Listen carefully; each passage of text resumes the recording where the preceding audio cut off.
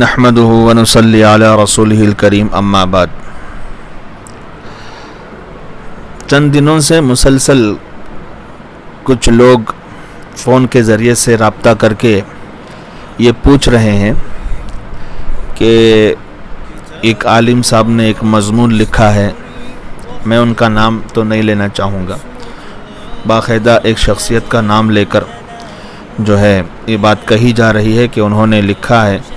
کہ تراویح کی نماز میں قرآن مجید دیکھ کر پڑھ سکتے ہیں، اس کے اوپر دلائل بھی لکھے ہیں۔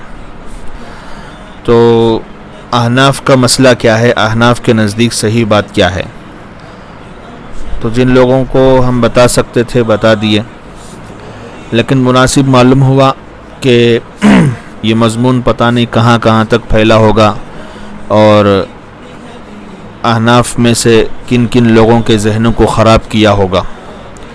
تو یہ سوچتے ہوئے یہ ریکارڈنگ ضروری سمجھی۔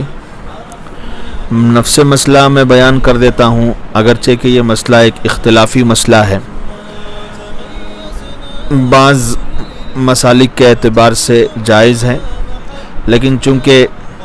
اکثریت احناف کی ہے، ہمارے ملک میں اکثریت احناف کی ہے، لہٰذا ہم حنفی ہونے کے اعتبار سے، حنفی المسلک ہونے کے اعتبار سے ہمارے نزدیک مسئلہ کیا ہے، ہمیں اس پر عمل کرنا چاہیے۔ جو شافعی ہوگا وہ اپنے مسلک کے حساب سے عمل کرے گا، جو حنبلی ہوگا وہ اپنے مسلک کے حساب سے عمل کرے گا۔ اور ایک بات میں یہ بھی واضح کر دینا چاہتا ہوں، کوئی بھی مسئلہ جب بیان کیا جاتا ہے یا فتویٰ دیا جاتا ہے تو اپنے ماحول کو مد نظر رکھ کر دیا جاتا ہے۔ یہاں پر احناف زیادہ ہیں اور ایک لمبے عرصے سے اس بات کو ناجائز سمجھا جا رہا ہے دلائل کی بنیاد پر کہ تراویح میں قرآن مجید کو دیکھ کر پڑھنا صحیح نہیں ہے، ناجائز ہے، اس سے نماز فاسد ہو جاتی ہے۔ لیکن اس کے برخلاف اٹھ کر کوئی اپنے مسلک کی ترویج کے لیے ایک عام مضمون لکھ دے، ایک عام مسئلے کی طرح اس کو بیان کر دے کہ سب کو اس پر عمل کرنا چاہیے، یہ ایک قسم کی حماقت ہے ہمارے نزدیک۔ ہاں کوئی اپنے مسلک کی ترویج یا اپنے مسلک کے حساب سے اپنے مسلک کے لوگوں کو مسئلہ بتاتا ہے تو ٹھیک بات ہے، لیکن اس کو عام کر دینا، سب کے لیے عام کر دینا کہ سب دیکھ کر پڑھ سکتے ہیں، یہ کہاں کی انصاف پسندیدہ بات ہے، یہ بالکل امانت اور دیانت کی بھی خلاف ہے۔ تو بہرحال جتنے بھی احناف ہیں اور حنفیہ سے جن کا تعلق ہے،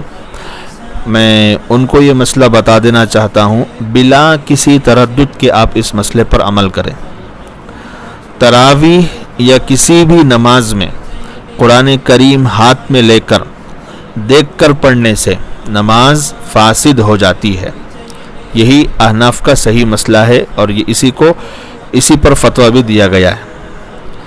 اس لیے کہ اس میں عمل کثیر پایا جاتا ہے۔ اس کے علاوہ دیگر دلائل بھی اپنی جگہ موجود ہیں، اس کا موقع اب نہیں ہے۔ نفس مسئلہ یاد رکھ لیجئے، اور میں یہ مسئلہ عام لوگوں کے لیے بیان نہیں کر رہا ہوں، بلکہ مسلک حنفیت سے جو لوگ تعلق رکھتے ہیں، جو احناف کہلاتے ہیں، ان کے لیے یہ مسئلہ ہے